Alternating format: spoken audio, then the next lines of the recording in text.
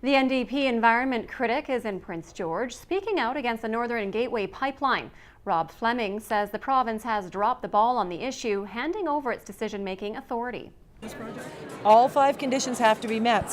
It's a familiar line from the Christy Clark government. Their conditions must be met on the Northern Gateway pipeline. The real question is, or what? Well, certainly the permit process is one tool that we have, but I believe there would be some constitutional challenge to that if we were to withhold the permits without proper reason to do so. The BC NDP say the Liberals have handed over decision-making on the Northern Gateway pipeline to the federal government.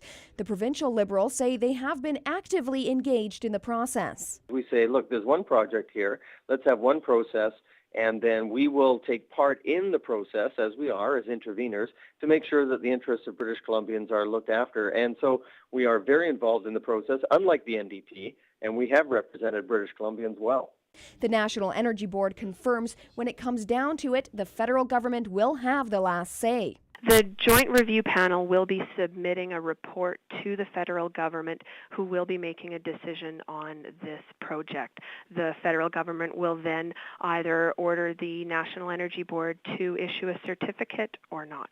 But shovels won't be in the ground the moment the certificate is issued. Enbridge has identified in their application other permits or authorizations that they would need beyond the approval on the project. Some of those are other federal authorizations, some of those are provincial. The BC NDP say if they form the next government, they would take action against the project. The most important thing to do would be to exit the equivalency agreement, to do our own due diligence as a province, to have our own environmental review, and come to our own conclusions. Because the Christy Clark Liberals have outsourced decision-making to Stephen Harper. No one we asked, including the National Energy Board, could confirm if the NDP plan of exiting the equivalency agreement and starting the process from scratch would actually stop the project from going ahead. Aileen Machel, CKPG News.